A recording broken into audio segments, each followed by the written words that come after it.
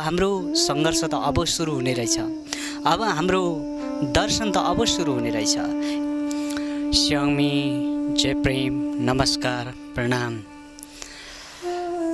आज फेरि पनि यो श्रृङ्खला एपिसोडलाई लिएर हामी लभिजम ग्लोबल युथ प्लेटफर्म मिडिया मार्फत एउटा महत्त्वपूर्ण सन्देश लिएर अगाडि बढिरहेका छौँ।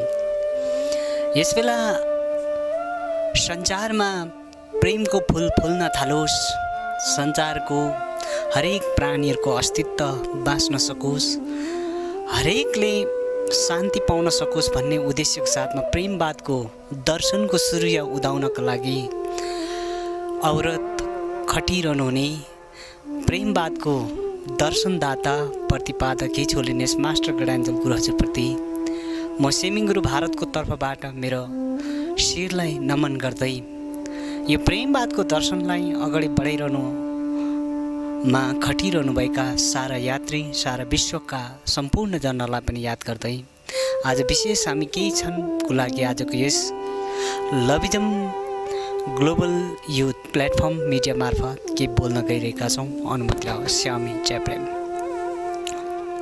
गुरु हजुरले हामीलाई आफ्नो तपस्यामा प्राप्त गरेको जुन ज्ञान, उहाँले जुन इन्लाइटन प्राप्त गर्नुभयो, अर्थात् उदयपुरको त्यो सप्तकोशीको लुङछारुङ हिन्दुलाबाट जो उहाँले मृत्युको जुन उहाँमा प्रश्न थियो, वाट इज डेथ भन्ने जुन कुराले उहाँलाई ट्रबल दियो र त्यो डेथको विषयमा उहाँले बाल्यकालदेखि जुन प्रकारको रिसर्च गर्नुभयो, डेथको विषयमा जुन प्रकारको उहाँको जान्ने बुझ्ने जिज्ञासा थियो, भगवानको कृपाद्वारा उहाँले मृत्युलाई बोध गर्नुभयो र मृत्युपछिको संसार अनि मृत्युपछिको अवस्थाको विषयमा जुन ज्ञान प्राप्त गर्नुभयो अनि त्यही ज्ञानलाई बाँड्नको लागि उहाँले आफ्नो तिनताक तत्कालीन कलिलो पाइलाहरू गाउँ बस्ती जिल्ला गर्दै देश राष्ट्रिय स्तर हुँदै अन्तर्राष्ट्रिय हुँदै आज विश्व सामु यो एउटा दर्शनको रूपमा अघि बढिरहेको छ। एकातिर यो आध्यात्मिक पक्ष समातेको छ यो दर्शनले, हेभेनली निर्वाण पाथ, जो मृत्युपछि के हुन्छ, मृत्युपछि मान्छेको अवस्था कहाँ पुगिन्छ। विविध धर्महरूले आफ्नो माथोलोजी, आफ्नो प्रकारको बिलिफ सिस्टममा जुन प्रकारको एक्सप्लानेसन गर्यो त्यो ठिकै छ, तर गुरु हजुरको तपस्याको ज्ञानबाट, गुरु हजुरले प्राप्त गरेको ईश्वरीय ज्ञानबाट डेथ भन्ने कुरा के हो त्यो विषयको एउटा आध्यात्मिक पक्ष लिएर उदाएको यो प्रेमवाद अर्थात् हेभेनली निर्वाण पाथ दर्शन हो। अर्को कुरा, संसारमा अशान्ति मचिरहेको, मान्छे शान्ति खोजिरहेको छ, शान्तिले जिउन चाहँदै पनि अझै अशान्ति बढिरहेको बेला सल्युसन के हुन सक्छ भन्ने कुरा गुरु हजुरले जुन कुरा रियलाइज गर्नुभयो, प्रेम नै चाहिँ सबै कुराको शान्तिको एउटा सञ्जीवनी बुट्टी जस्तो, प्रेम नै चाहिँ शान्ति आउने स्रोत भएको कुरा उहाँले प्रुभन गर्नुभयो, एउटा कन्क्लुड गर्नुभयो। अनि यो प्रेमको दर्शनमा, प्रेमको बातको मार्गमा शान्ति छ, यहाँ आउन सकिन्छ र हरेक मान्छेलाई शान्ति मिलोस्, मङ्गल होस् भनेर एउटा सेवकको रूपमा अगाडि बढिरहनु भएको बेला यो दर्शन हामीमा आइपुगेको छ। गुरु हजुरले आफूलाई कहिले पनि एउटा ठुलो विश्वको प्रख्यात दार्शनिक कलाएर एउटा नामी प्रख्यात गुरु भएर आशीर्वाद दिँदै हिँड्नु आफूलाई रुचाउनु भएन, तर उहाँले विश्वको जुन प्रकारको वर्तमान अवस्था छ, अशान्ति गुज्रिरहेको अवस्थामा एउटा पीडित भएर एउटा सानो सेवकको रूपमा उहाँ प्रस्तुत हुनुभएको छ। यो एउटा युनिकनेस हो हाम्रो लागि। आज अरू गुरुहरू आफ्नो ठाउँमा प्रवचन गरिरहँदा आफ्नो अनुयायीहरूलाई विविध तरिकाको अभियान आयाम थप्दै अगाडि बढाइरहेको बेला गुरु हजुर हामीलाई लिड गर्नुहुने गुरु हजुर आफै एउटा सेवकको सिम्पल सेवकको रूपमा भएर एउटा व्यवहारिकताको ज्ञान पनि हामीलाई दिएको र प्रेमवाद आफै एउटा सेवकको सेवा गर्ने दर्शन हो र यसमा सेवक हुनुपर्छ भन्ने दर्शन भएको कारणले गर्दा हामीले प्रेमवादीहरू सबैभन्दा पहिला सेवामा आउनुपर्छ र सेवाबाट नै उद्धार हुन्छ, निस्वार्थ सेवाले नै परिवार समाज संसारको कल्याण हुन्छ भन्ने हामी यो बुझ्नुपर्छ र बुझ्दछौँ। र गुरुहरूले जति पनि दिएको दर्शनहरू छ ठेलीका ठेली दर्शनहरू छ। सुरुवात कालदेखि उहाँले भन्दै आउनुभएको प्रवचनको मार्फत, ध्यान साधनाको मार्फत अनि विविध भेटघाट भेलाकुसरीको मार्फत, उहाँले युट्युब मार्फत, आफ्नो प्रवचन मार्फत जनमासमा होस् यानि कि व्यक्तिगत रूपमा होस्, उहाँले दिनुभएको यो जुन दर्शन छ, यसलाई हामी समितिले, यसलाई हामी यो दर्शन पछ्याउनेहरूले कसरी मूर्तक रूप दिने त, यसलाई व्यवहारिक अझ अथेन्टिक कसरी बनाउने, यसलाई अक्षरीकरण कसरी गर्ने, यसलाई अझै व्यवस्थित प्रकारले उचालेर विश्वमा कसरी पुर्याउने भन्ने विषयमा आजको यो महत्त्वपूर्ण समय आइपुगेको छ। किन भन्नाले भगवान बुद्धको पालामा जुन बुद्धले आफ्नो दर्शन अगाडि सारिरहँदा उहाँको साथमा पनि केही 5 जना चेलाहरू रहेको हामी पाउँछौँ। प्रभु यीशु मसीहले पनि आफ्नो दर्शनलाई अगाडि बढाइरहँदा उहाँको जीवनकालमा उहाँलाई पछ्याएका 12 जना चेला अथवा 12 जनामा 1 जना जुडासले उहाँलाई धोका दिनुभयो। तर रिमेनिङ जुन चाहिँ 11 जना चेलाहरू थिए, ती 11 जना चेलाहरूले नै यो क्रिस्चियनिटीको जुन दर्शन छ, प्रभु यीशु मसीहको जुन दर्शन छ, संसारभरि फैलाए। आज संसारमा प्रभु यीशु मसीहको जति आइतबारको दिन कसैको महिमा हुँदैन, प्रशंसा हुँदैन। त्यस्तै प्रकारले हाम्रो अबको जिम्मेवारी भनेको दर्शनलाई व्यवस्थापन गर्नुपट्टि लाग्नु हो। हामीले अब हाम्रो प्रेमवाद दर्शनलाई कसरी व्यवस्थापन गर्ने, यो हाम्रो जिम्मेवारीमा आइरहेको छ। गुरुहरूले त आफ्नो कर्तव्य पुरा गरिरहनु भएको छ। उहाँ हरक्षण खटेर, हरक्षण दुःख गरेर, कष्ट गरेर हामीलाई विविध साधनको मार्फत आफ्नो ज्ञान दर्शन, आफूले तपस्यामा प्राप्त गरेको ज्ञानहरू हामीलाई दिँदै आउनुभएको छ। यो सर्ववितै छ हाम्रो लागि अनि हामी यसलाई लिइ पनि रहेका छौँ। गुरुजुको धारा प्रवाह प्रोग्राम भयो, प्रवचनका कार्यक्रमहरू भयो, के बुझाउन चाहनुभएको उहाँले, उहाँको टिचिङ के छ? यो संसारमा यति धेरै गुरु हुँदाहुँदै, धर्महरू हुँदाहुँदै आज प्रेमवाद दर्शन किन उदाउनै पर्यो? यो विषयका कुराहरू भए उहाँले आफ्नो तरिकाले प्रेमवादको आँखामा जुन प्रकारको दर्शनहरू के हुन् भन्ने विषयमा हामीलाई दिइराख्नु भएको छ। अब हाम्रो कर्तव्य हामी सबै मिलेर काँधमा काँध, हातमा हात, हातेमालो गरेर यो दर्शन व्यवस्थापनमा हामी लाग्नुपर्नेछ। यसको लागि हामीलाई केन्द्रीकृत हुन आवश्यक छ, एकता हुन आवश्यक छ। साइन्समा एउटा प्रिन्सिपल छ, सबै कुरा हुनको लागि शक्तिको जरुरत पर्छ, एनर्जीको जरुरत पर्छ। विदाउट एनर्जी के पनि हुनेवाला छैन। त्यस कारण त शक्तिमान हुनको लागि अस्तित्वमानको जरुरत पर्छ, अस्तित्वमान हुनको लागि गतिमानको जरुरत पर्छ, गतिमान हुनको लागि केन्द्रबिन्दुको जरुरत पर्छ। त्यो केन्द्रबिन्दु चाहिँ एकता हो र हामी समिति, हामी गुरुजन नङ मासु भएर हामी लाग्नुपर्ने आवश्यकता छ। हाम्रो यो दर्शनको मर्म बुझेर हामी अघि बढ्नुपर्ने आवश्यक छ। अहिले हामीले मात्रै एउटै कुरा गर्नुपर्छ, कसरी प्रेमवाद दर्शनलाई चाहिँ व्यवस्थित गर्ने, यसलाई सिस्टममा कसरी ढाल्ने र प्रेमवाद दर्शनको प्रभाव समाजमा कसरी पार्ने, कसरी लाने भन्ने कुरामा हामी यसमा सङ्घर्ष गर्नुपर्ने आवश्यकता छ। र हामीले यो कहिले पनि सोच्नु हुँदैन हामी आज यो ठाउँमा छौँ, सफल भएर आएका हौँ भन्ने कुरा होइन। हाम्रो यात्रा सुरुवातको यात्रा मात्र हो। कुनै कविले भने चाहिँ सङ्घर्ष यहाँ भएको छैन, भएको जस्तो मात्र देखिएको हो। यसकारण गर्दा अझै कति फड्को मार्नुपर्ने छ। इतिहास साक्षी छ। भगवान बुद्धको दर्शन कति वर्ष त्यतिकै अल्मलिएर रह्यो। पछि अशोक राजाको कारणले गर्दा भगवान बुद्धको दर्शन, बुद्धिस्ट फिलोसफी संसारभरि फैलियो। अथवा अशोक राजाको योगदान छ।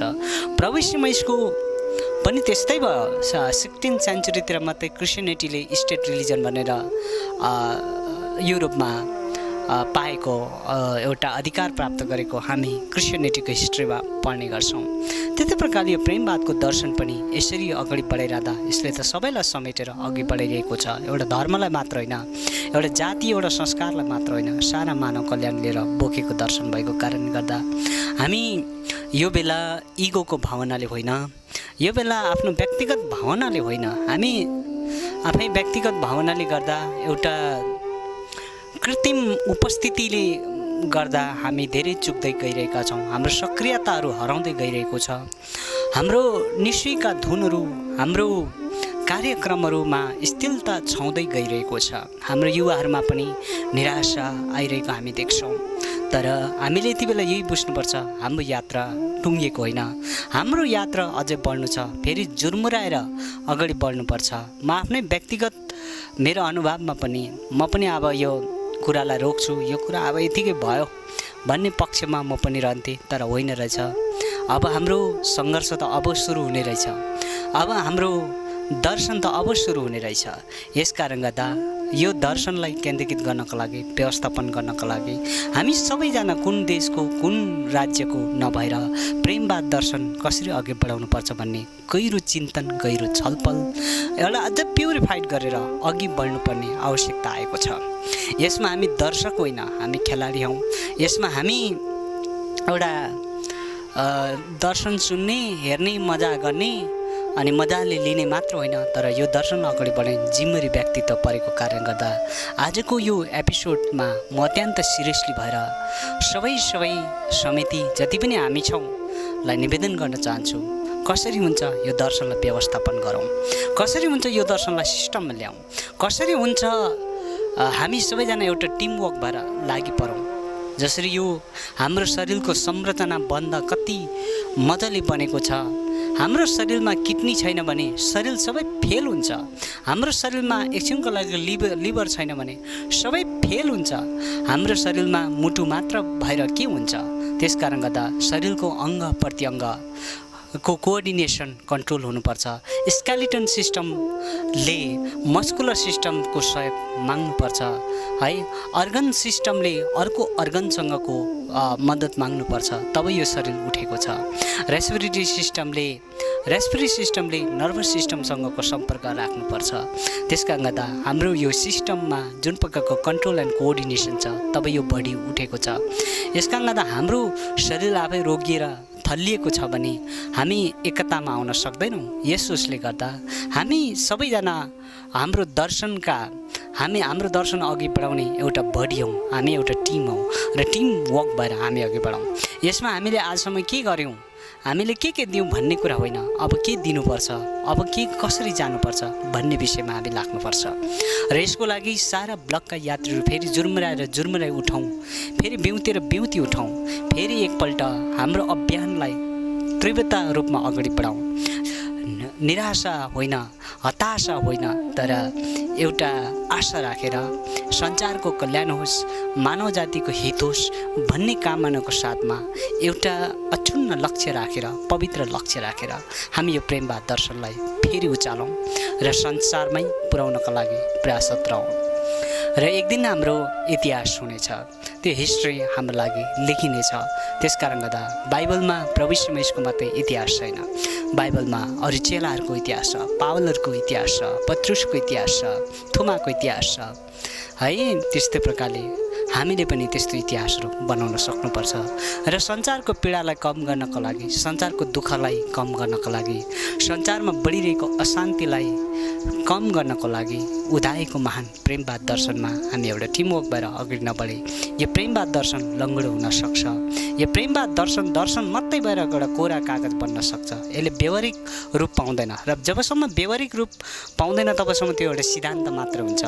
त्यो व्यवहार बिनाको सिद्धान्त नपचेको खाना जस्तो मात्र हो, भगवान बाबाले भने जस्तै। त्यस्तै भगवान साई बाबाले भने जस्तै यसोसले गर्दा आजको एपिसोडमा हामी यही सिरियसका साथमा फेरि पनि निवेदन गरौँ, हामी हाम्रो पर्सनल कुराहरूलाई भुलेर, हाम्रो निजी व्यक्तिगत कुरालाई छोडेर हामी हाम्रो दर्शनलाई अगाडि बढाउँ। फेरि पनि म भन्छु, महान मान्छेहरूले धेरै कुराहरू आफ्नो जीवनमा त्याग गरे नै संसारमा केही गरे। थोमस अल्वा एडिसनले मेरो मिसेस, मेरो परिवार, मेरो छोराछोरी भन्दै घरमा मस्त बसेको भए आज दुनियाँमा बिजुलीको बल्ब सम्भव हुन्थेन, बिजुलीको लाइट बल्दैन थियो। गान्धीले न्युजपेपर पढ्दै गार्डनमा बसिरहेको भए, मजा गर्दै बसेको भए आज पनि भारत सायद अङ्ग्रेजको हातमा हुन्थ्यो अनि हामी अङ्ग्रेजको गुलाममै रहन्थ्यौँ होला।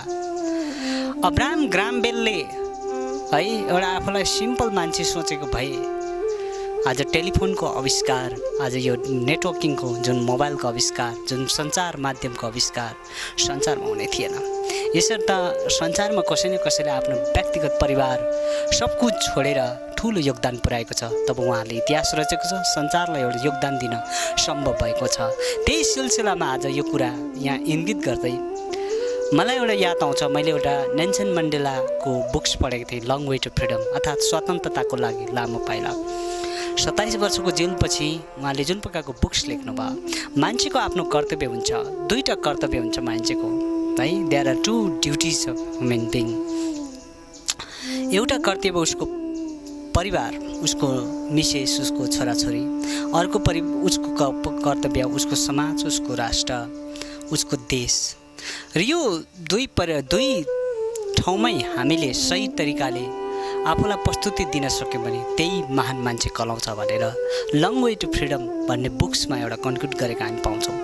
त्यही कुरालाई हेर्दै हामीसँग भौतिक जीवन छ, पारिवारिक जीवन छ, सामाजिक जीवन छ, हामीसँग आफ्नो पेसा छ, कर्म छ, हामीसँग पेट छ, हामीसँग सब कुछ छ। र यसको सब कुछको बावजुद पनि हामीसँग सबैभन्दा महत्त्वपूर्ण कुरा चाहिँ प्रेमवादको दर्शन को अगाडि बढाउने जिम्मेवारी छ। यो जिम्मेवारीमा तपाईँ हामी चुनिएका छौँ।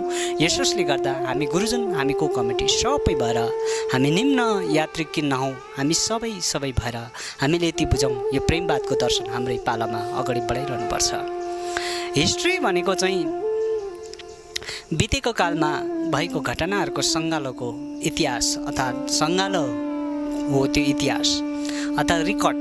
हिस्ट्री भनेको यो रिकर्ड हुनु, विगतको कुराहरूलाई रिकर्ड गरिन, त्यो जो बित्यो त्यसमा हुने। तर प्रेमवादको दृष्टिकोणमा, गुरुजुको दृष्टिकोणमा, भ्युजमा हिस्ट्री भनेको बाँचेको कालमा भएको घटनाको सङ्गालो हो इतिहास। त्यस कारणले त हामीले बाँचेरै लेखिनुपर्ने इतिहासहरू छन् भन्दै आजको यो एपिसोडमा सम्पूर्ण यात्रीहरूलाई प्रेमवाद दर्शनको लागि एकपल्ट हामी जुर्माएर उठायौँ। आफ्नो व्यक्तिगत स्वार्थहरू छोडेर फेरि पनि बिउँतौँ र हामीलाई प्रेमवादलाई हामीले पर्खेका थियौँ, हामीले पायौँ। अब प्रेमवादले हामीलाई पर्खेको छ। अब फेरि पनि फर्केर फेरि जोडेर हामी अघि बढौँ भन्दै सम्पूर्ण विश्वका यात्रीहरूको कल्याणार्थ भगवानसँग प्रार्थना गर्दै आजको यो एपिसोडबाट ओझिलन चाहन्छु। श्यामी जय प्रेम।